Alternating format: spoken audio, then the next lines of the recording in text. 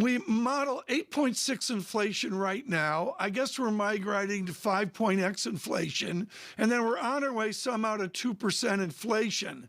But that will not be a smooth path. Tell us about the first inflation migration down, getting from the painful inflation now in the vicinity of 4 or 5%. How will we accomplish that? Well, I think the Federal Reserve thinks that as we open up the economy, the demand for goods will fall and demand for services will increase. And some of the supply chain disruptions that have been pushing upward prices in goods will moderate. And we've been waiting for that for a long time. The problem is that the Ukraine-Russian war is extending the supply disruptions. I think the Fed's forecasts are still remarkably optimistic. Inflation goes down very, very rapidly, despite the fact the Fed moves monetary policy only slightly tight. And the unemployment rate never gets much above what the Fed thinks is consistent with stable inflation. The terminal unemployment rate they have is 4.1% compared to 4% being, what they think is consistent with 2%. So I think their forecasts are becoming more realistic, but they're still unrealistic. Okay, this is really, really important, Bill. Thank you for that comment. Is there lack of realism on the y-axis, the magnitude of the numbers, the path down, or are they unrealistic on the x-axis where, to be blunt, they think it's all going to happen quickly? I think they're probably too optimistic about, one, how fast it comes down. But I think the second thing they're too optimistic about is what is necessary to generate enough slack in the labor market to bring inflation back down to 2%. This is a very soft landing kind of forecast. A soft landing kind of forecast without the Federal Reserve actually having to move to a particularly tight monetary policy setting. The Fed keeps talking about neutral being 2.4%, but 2.4% neutral is only if inflation's at 2%. If inflation's higher, then neutral's higher. And so I think the forecast, is still remarkably optimistic. Bill, you're touching on something so important. Carry on. This is basically the best case forecast. The best case forecast is their model forecast. This is possible, but it's not where I would think that I would think this is not very likely. Mildly restrictive. He said it's 3 to 3.5. Now, restrictive territory is not what the Fed chairman says it is. Bill, what do you think it is? He's saying it's 3 to 3.5 by year end. Is that mildly restrictive from where you're sitting?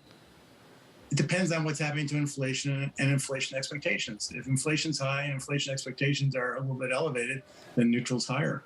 And there's also this whole idea that we're running off the balance sheet, and so that's substitutes for monetary policy tightening. The balance sheet is still very, very large. The balance sheet is still in an accommodative setting. It's going to take 3 years for the balance sheet to get to neutral. So people are basically convincing themselves the Fed doesn't have to do much because the balance sheet runoff is going to do the Fed's job for them. So look, it's possible that things could work out this way, but I think highly unlikely. We've never had a situation where the unemployment rate has risen 0.5% or more without a full-blown recession. So the Fed's forecast is basically saying that they're going to pull off something that's never been accomplished in U.S. economic history. Bill, based on the change in data that the Fed was focusing on, do you think that we have to go well above your former projections of 4 or 5%? Because you have been out ahead in terms of how much different this cycle could be than the past few. I think I would stick for that for the time being. I mean, the good news, as Chairman Powell talked about, is inflation expectations still seem relatively well anchored. Obviously, that's what provoked the 75 basis points move. I don't think it was so much just the headline CPI. I think it was the fact that they were seeing signs of inflation expectations starting to become a little bit more suspect. But are you saying are we going to be glued to our Bloomberg terminals for you, Mitch, and the New York Fed inflation expectations print that we get? Well, I think it's more important because the longer inflation stays above 2%, the more risk that inflation expectations start to become unanchored.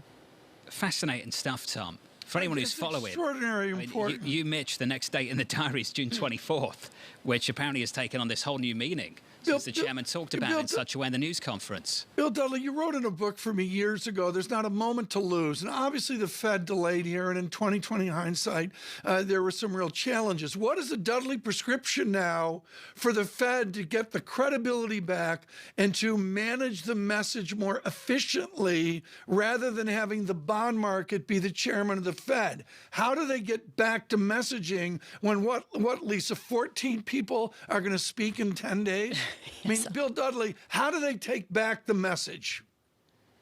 Well, I think the thing that's still bothering me a bit is that they're still telling a very benign story, when in fact, I think there's actually going to be some real pain. The forecast that they have is a soft landing. The unemployment rate goes up a little bit, not very much.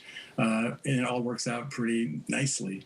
I think the risk is that the Fed's going to have to cause more pain. And I think it'd be better for the Fed to be more forthcoming about that. Because if it turns out that it's going to take quite a bit of pain, the Fed's going to lose a lot of standing if it turns out to be more difficult than they're saying.